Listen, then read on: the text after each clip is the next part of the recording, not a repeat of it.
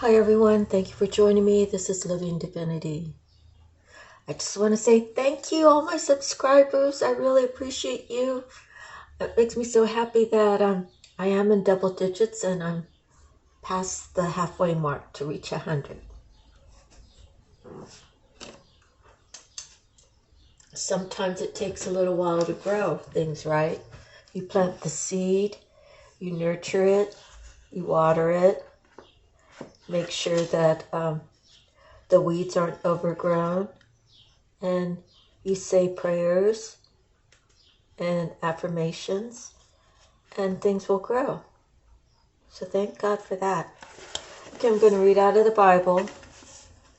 Wow. And I'm at 1 Chronicles 16:7. David's Psalm of Thanks. That day David first committed to Asaph and his associates this psalm of thanks to the Lord. Give thanks to the Lord. Call on his name. Make known among the nations what he has done. Sing to him. Sing praise to him. Tell all his wonderful acts. Glory in his holy name. Let the hearts of those who seek the Lord rejoice. Look to the Lord and the strength. Seek his face always. Remember the wonders he has done, his miracles and the judgments he pronounced. O descendants of Israel, his servant, O sons of Jacob, his chosen ones. He is the Lord our God. His judgments are in all the earth. He remembers his covenant forever, the word he commanded for 1,000 generations, the covenant he made with Abraham, the oath he swore to Isaac. He confirmed it to Jacob as a decree, to Israel as an everlasting covenant. To you I will give the land of Canaan as the portion you will inherit. So that was 1 Chronicles 16:7 all the way to 16:18. Next, we pulled a couple cards from Divine Feathers. So the first one, here's the feather. And here's the bird. It's the chickadee. So let me get that read to you.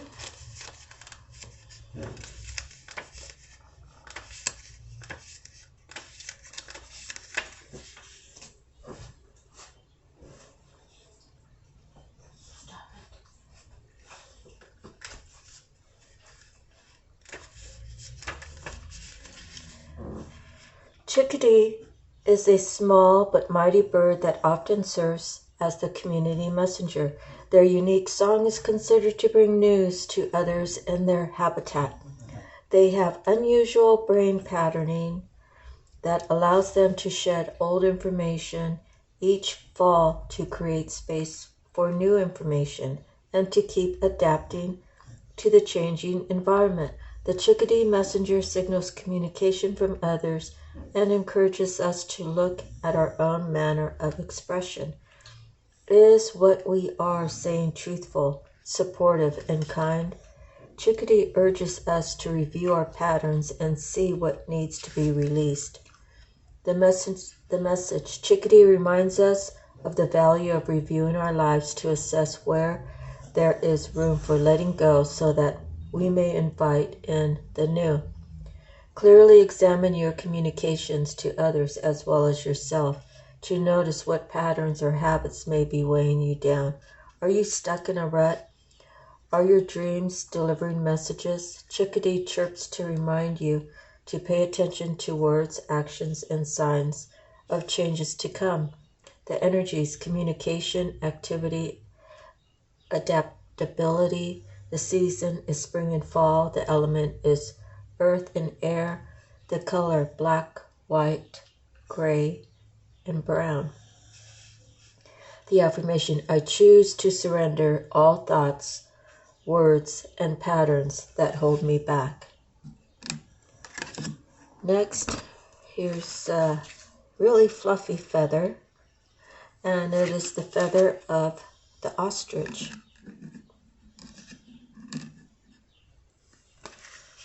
Let me see.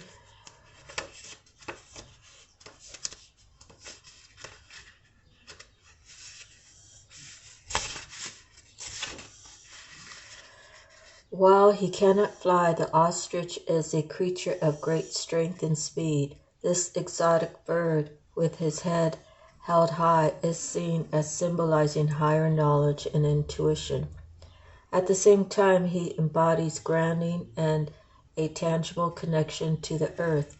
In mythology, the great Egyptian goddess Ma'at uses her feather of truth, the ostrich feather, to weigh the hearts of those passing at the end of life. If the heart is pure and good, the heart is sent with the soul to the upper world. If the heart is dark and impure, it is swallowed and dissolved. In this way, the feather of Ma'at represents justice served based on right action and choice. While we seek higher knowledge, we should choose to use it in a practical and grounded way. Ostrich Messenger invites you to reflect on your personal journey now. Have you been on an endless search of knowledge, teaching, and wisdom? Maybe you have not yet begun. In either case, this divine messenger urges you to begin to move ideas and energy out of the mental realm and start to apply this information in a practical way. Using new knowledge is the way to move forward in life. Always remember to reflect on the truth of what you are walking in the world. Choose to lower your head occasionally like ostrich, not to bury it, but to look deeply inward. Honor what is true and just in your own heart. The energies grounding, truth, choice. Season all year round. Elements earth. Color black, white, gray, brown. The affirmation, truth guides my journey forward.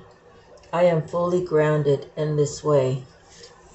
That's really an awesome little reading about the ostrich. Okay, next we're moving on to the Tattoo Tarot. So, first we have the Three of Coins.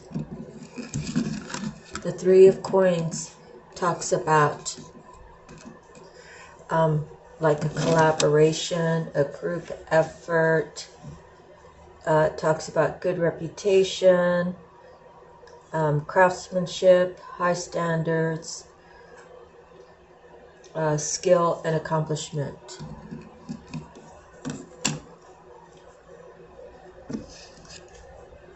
So now we have the Fool. He takes the leap of faith. Is he really thinking it through? Is he knowing what he wants? Or is he just one of those that just takes action without much thought? Let's see.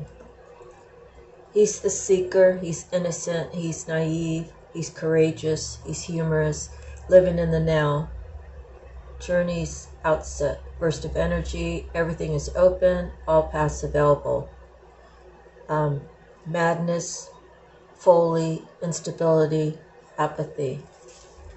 So, someone has mastered something.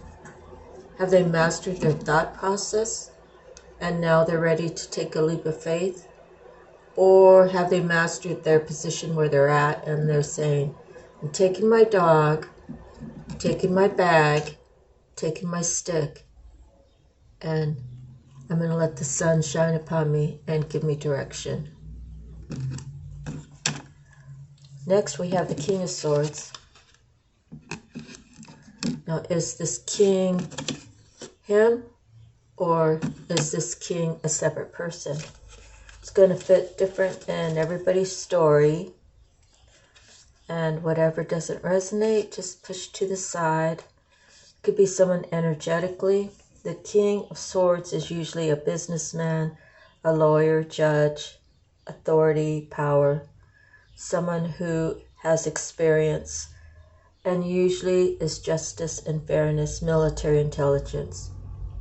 Can be someone of a fixed opinion, controlling nature, a dictator. He could be ruthless, harsh, show signs of barbarity or tyranny. So he has his good sides and he has his bad side. In any event, we have to decide which part does he play in this.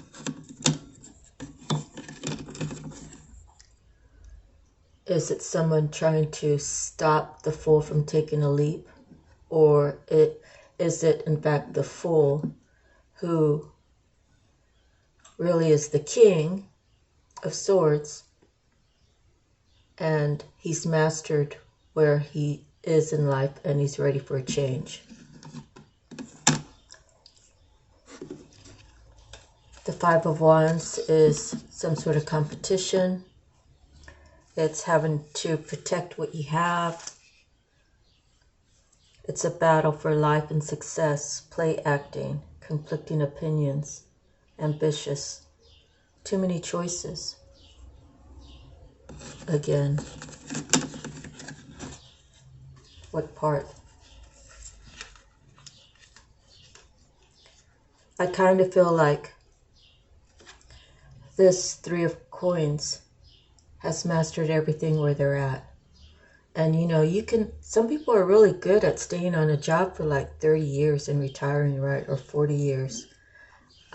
Postal workers, truck drivers. It comes in all industries. It could be in the military.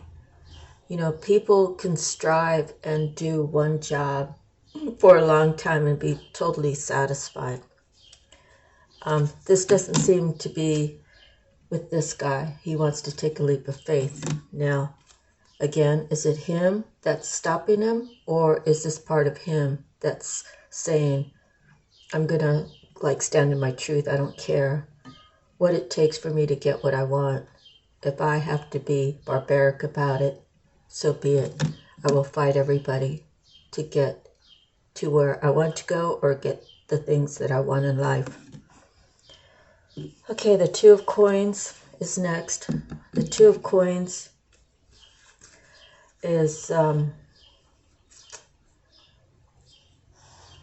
it's the flow of money. So you have the sun and you have the moon and you have the scales that are balanced. So money comes in, money goes out. It's being happy and getting what you pay for, but the energy can fluctuate. Sometimes you have more coming in and less going out. Sometimes you have less coming in and more going out. So it is something that we have to balance in everyday life, and that's for everybody. We can't go on making, bringing home $500 a week and know that that $500 is going to go to specific places, because you could have a flat tire. You could have to go to the doctor. You could have to buy some medicine. There's always some extra expense that you just have to be ready to pay for. So it's always good to put away a nest egg, right? So the Four of Cups, we all know what the Four of Cups is. The Four of Cups is, he's got 3 cups sitting in front of him. And God is bringing down a 4th cup and handing it to him. What is he asking God for? What did he ask God for? There's 4 different things. Could it be a good job, a good place to live, a good family and friends, and then one could be the actual person that he's dreaming of.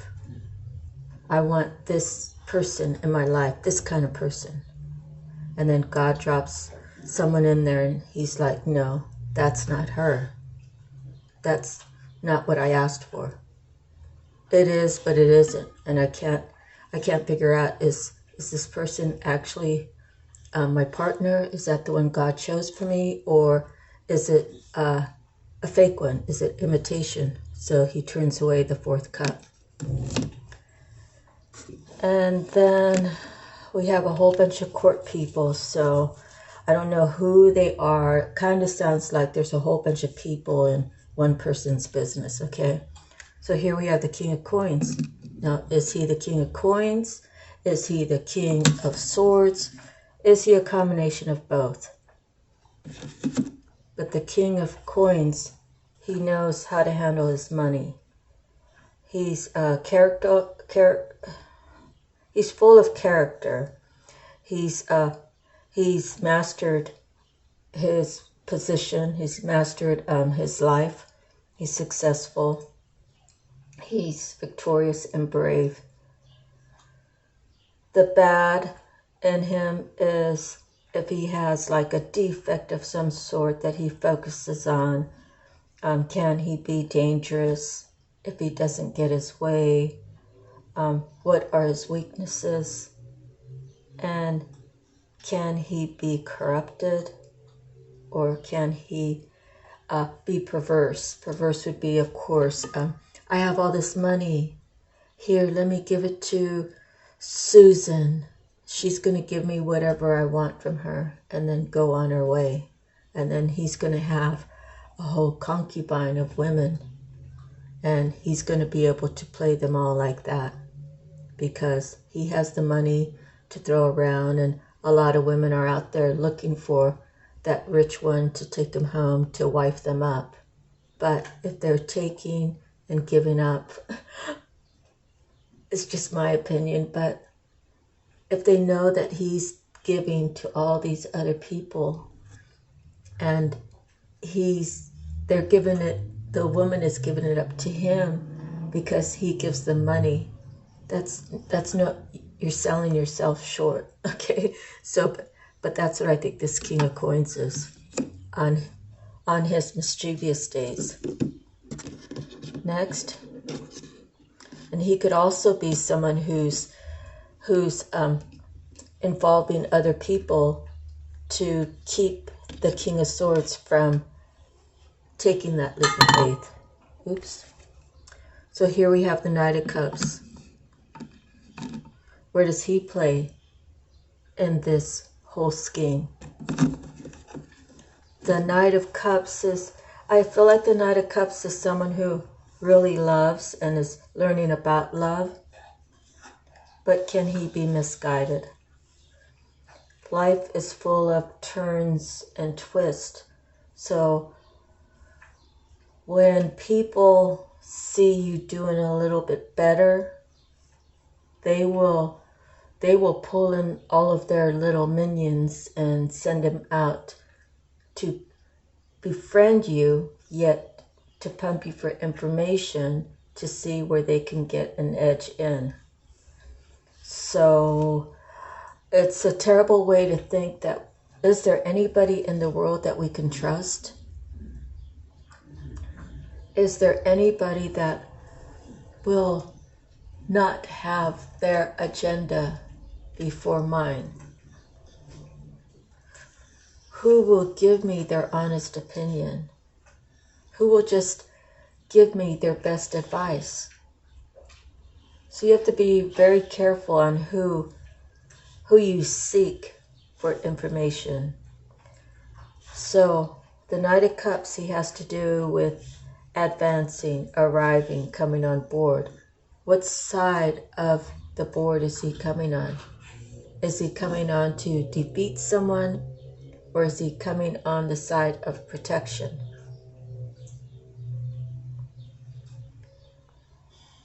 But this Knight of Cups, he has the opportunity to have financial opportunity or windfall. And the reason being is when you act from the heart, when your heart is pure, when your intentions are good, then God will bless you. That's where you receive your blessing, is where your heart is and what your intentions are. So I think he might be a good guy trying to protect someone back here and saying, hey, you know, he has a right to go where he wants. If he wants to take a leap of faith, let him be. Okay. So next we have another court card, who is the Knight of Wands. Now, where does he play in this story? It seems like there's an awful lot of court people in this reading. So the Knight of Wands, he could very well be this Fool. The Knight of Wands is on the move, travel, flight, departure. He has altered plans, so maybe at one point he was grounded with one of these other court cards, and then he realized they just want my money. They want to take from me every little dime of my inheritance. And the inheritance could be anything. You know, God, you don't just go apply for a job and then they hire you and you're like, oh, Mr. Smith hired me. When people are in the hiring process, especially if it's their own business, they use their higher senses to see how they feel about the people they're interviewing. And their higher senses is basically heavenly, right? Your upper half, your heart space, your good heart. When your heart is good, we're all born with a good heart, but through trials and tribulations and how we decide to heal ourselves or not heal ourselves will dictate where our heart is. So when someone's hiring you and they're using their upper higher self, it's really the divine speaking to them. This is the one you need to pick. And you know, of course, not always do we choose right? But sometimes we do. Anyways, next we have the Ten of Cups.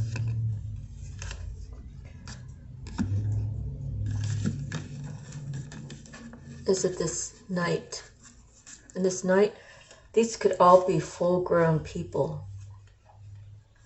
And they're interfering. There's just too many court cards on this table. So we have the Knight and the Fool.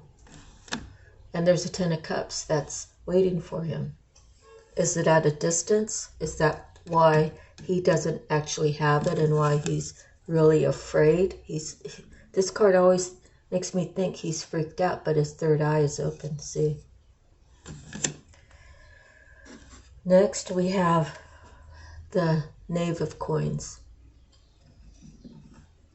The Knave of Coins. Now he's a little bit younger. He's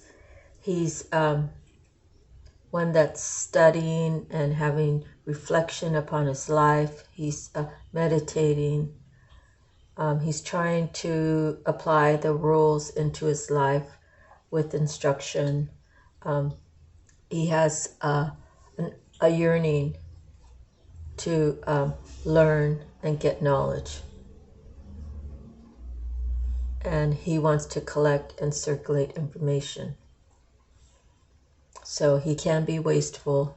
I think all the coins can be a little wasteful from time to time. In any event, that Ten of Cups is still on the table. Next,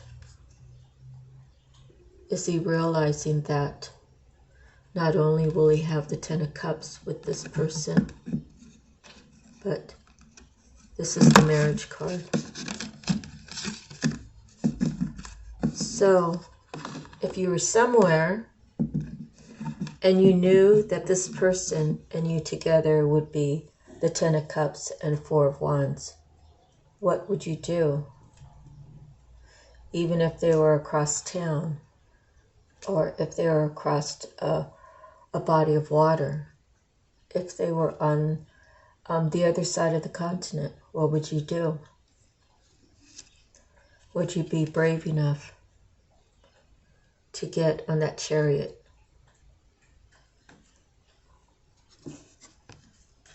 to go get this love of your life, who together you can have a great family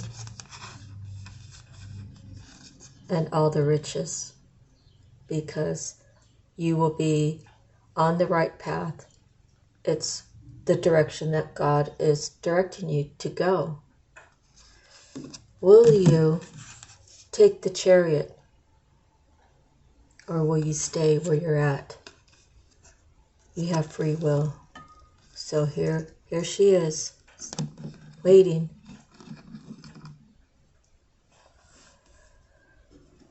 The Four of Swords says he's putting something to rest.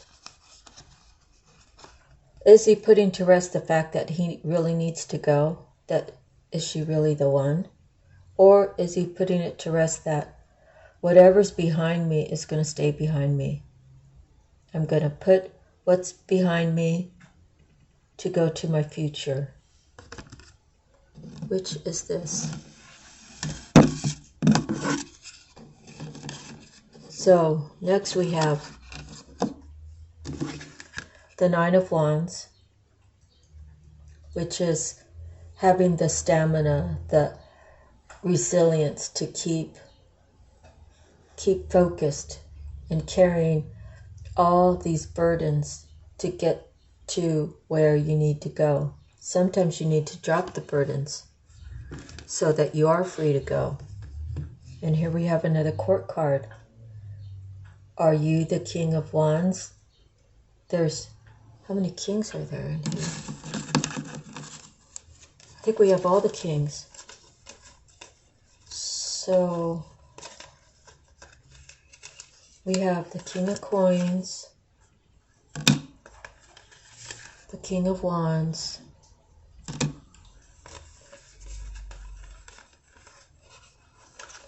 the King of Swords. So we're missing the King of Cups. But we do have the Knight of Cups. So it could be the same guy. So this guy, through life, he knows how to make money. He's got some deep passions, and he likes excitement, you know, like he's like an adventure seeker. And then this is his sound mind. But when he doesn't get his way, he can probably be maybe a little bit on the mean side. And this is his heart. His heart is not quite matured yet. He doesn't even know what real love is. Maybe that's why he's not sure what he's doing here. He sees the Ten of Cups. He sees the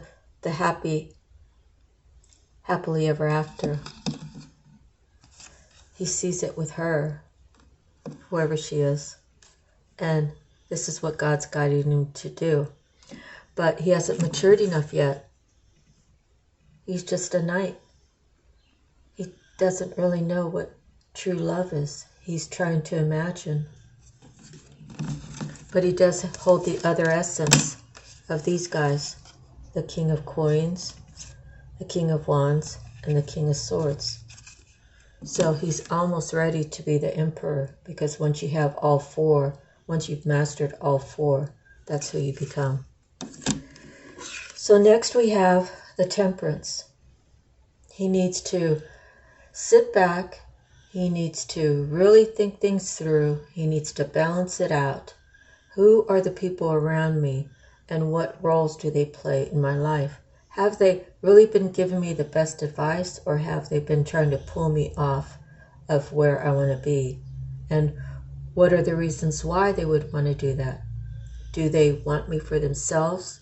Do they want me for their daughter? Do they want me to not have a better life than they have? So it could be many things. But he knows that he has the strength. He has the drive he has that happy-go-lucky on the inside when he thinks about her. That's his sunshine. He sees in the past he had a choice of two. He's realizing, I took what God gave me, this perfect being, the one that I saw as perfect. When we were together, it was a certain way. I never felt that way before. I can't get her out of my mind. I'd let these other people tell me that she wasn't the one for me. And I realized that I chose wrong. How can I go back? How can I go back and fix this? Have I completely ruined my life by making the wrong choices? He's deciding to regroup, think things out, figure out who the players are around him and what positions do they play in his life. Are they really worth keeping around?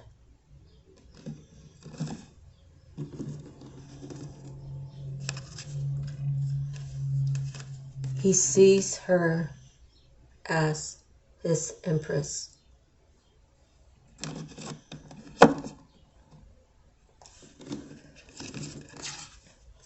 He's had time to think about it in a long time. It's been a long period of watching and listening and just letting things go with the flow so he can actually view who these people are around him. And he's deciding that he needs to speak his truth and put it to death. The people around him who were misguiding him. And he's probably thinking, how could I have believed them? All those lies they put upon this empress. How could I have believed him? It's got to the point where I can't stand being around them anymore. I have to speak my truth and I have to move forward.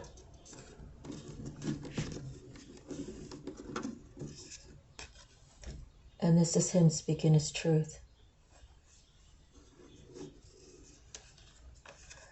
He's not doing it in a very mature fashion because he was just the King of Swords.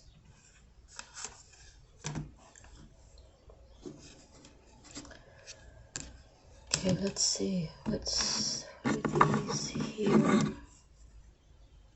These are old cards.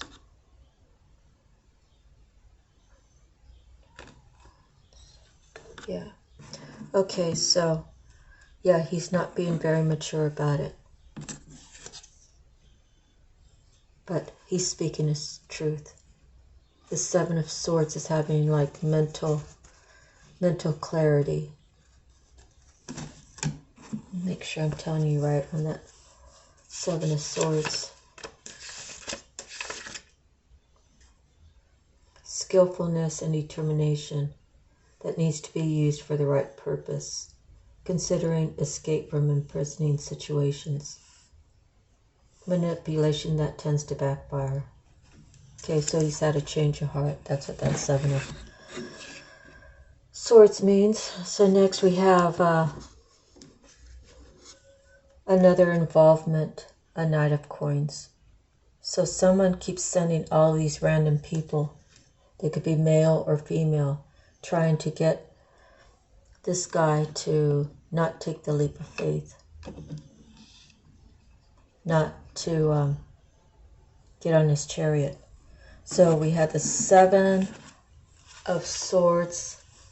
Next we have the Seven of Coins. The Seven of Coins is resolute firmness and bravery, overcoming challenges, even if it's against the odds, winning through fighting from a position of advantage. So he has been battling all these people. And where does he get his advantage from? He's using his intuition. He's listening to the messages that he receives from the divine. He's seeing through the things that just weren't right. He's knowing that he chose wrong. And he was guided by the people he was hanging around with. You know, they say birds of a feather flock together. So they wanted him to be in this party mode, never settling down, never seeing that there's really someone worth keeping and holding on to and cherishing. And the reason why they saw that for him is because that's what their life was. Their life was having an empty life. Nothing to do but party, you know. Make the best out of partying your life away. Really, you know. For me, when I partied for 10 years straight, when I was 17 all the way to 27, and we all do that, most of us, and we all get to a point where this is really getting boring. Like, so we get together every Friday night and have mixed drinks. You know, we get together, we go to the same bar, the same restaurant, the same club, we dance to the same music. It gets old. So I could only imagine if I was 27 and then still doing it for the next 10 years. That's something that I never would have done. So next, he has his justice. He's receiving justice for standing in his truth, taking out that one sword and speaking it. Although I don't think he did it or is going to do it in a King of Swords way, because they had the other lower ones than the Knave or the Knight. The Nine of Swords is, you know, it was a lot for him to handle. He's battling all those court card people. They're all against me. I thought they were all for me, but they were all stabbing me in the back. Some of these people that were my friends, they wanted her too, so they certainly didn't want me to be interested in her. And it could be for some women too. You know, the world is the world, and there are women who like other women.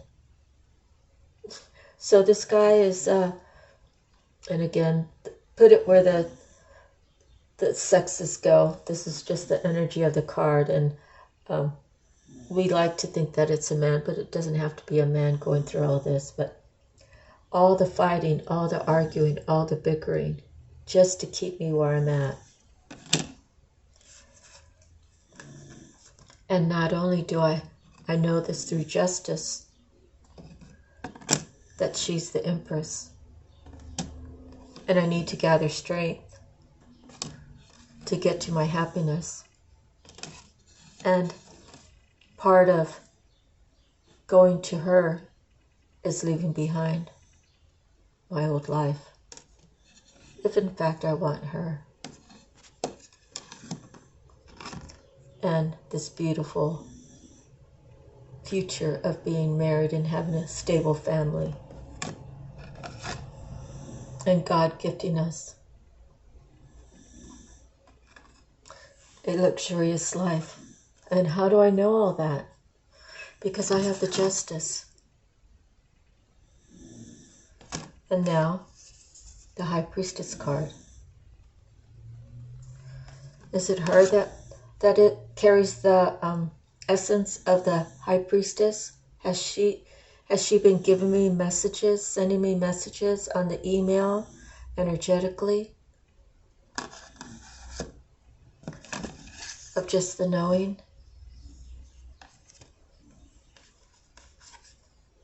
And I've ignored her and tried to make up my own stories because of the people that I associated with. I became part of who they were, and I really didn't like who I was becoming. There were too many secrets, and the secrets does not suit my highest good. I'm nostalgic about her, the times that we spent together, I've never had a relation with her other than friends, but the moment I laid eyes on her, I knew that she was the one, but I allowed other people to get in the way.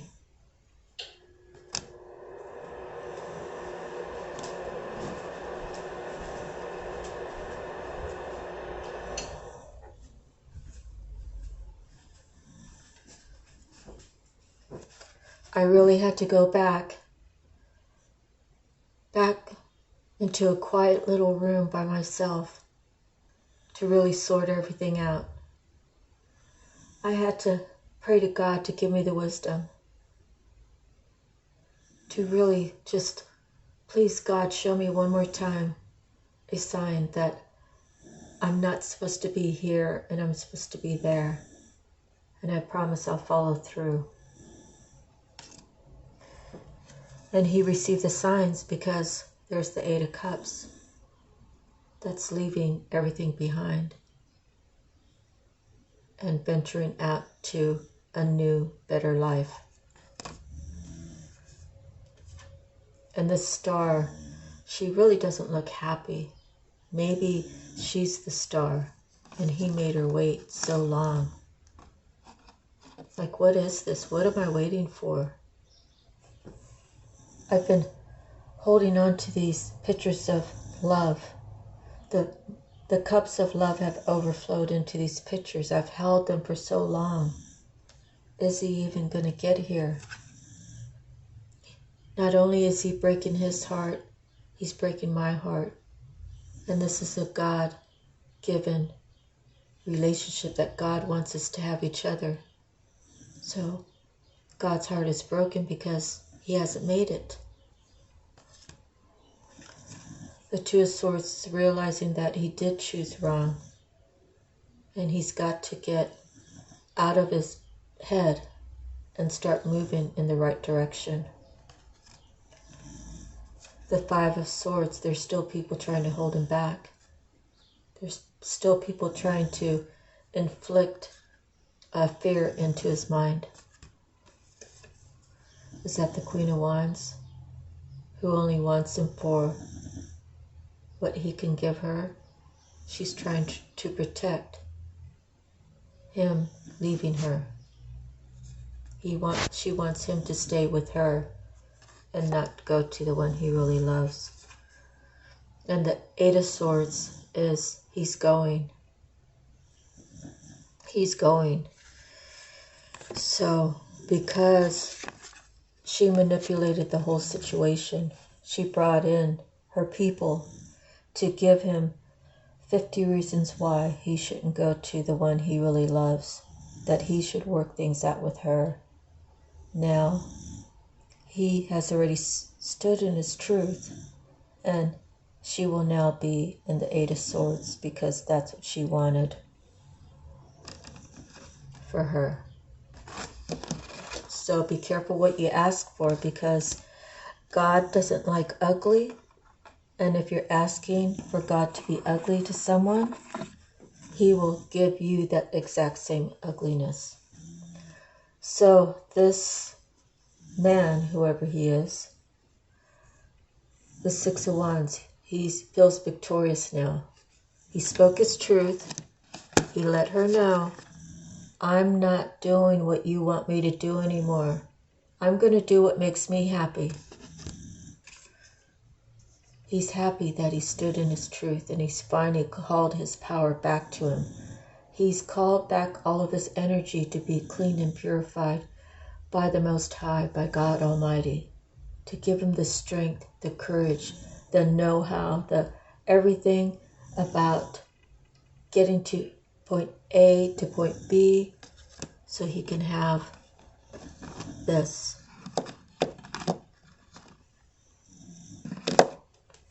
Now, he's gone within to do one last review about his truth and how he handled things. Was I too harsh? But did I get my word across? Did I get my point across? Are people understanding that this is my life and I have to seek my truth and live in my truth. And if they honor me, then they honor me. If they don't, I just have to leave them behind and let them be in their own Eight of Swords. I'm now the Emperor, and I'm ready to go for my Empress. The Ten of Wands, it's been a hard toil, but every step of the way was worth it to get to my happiness. And the world is the new beginning. I get to have a new beginning with someone I truly love.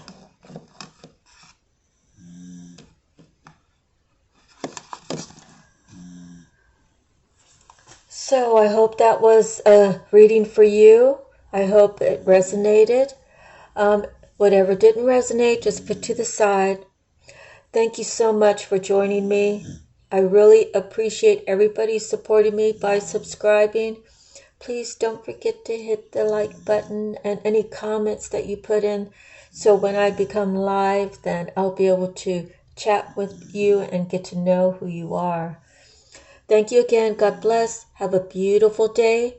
Have a beautiful evening whenever you're viewing this posting. Sending you love, light, peace, and harmony, and joy, and healing. Always sending you the spirits of healing, so you could have a restful evening. And I send to you God's protection to keep you and your loved ones safe. All the goods, I say. Bye-bye for now. Aloha.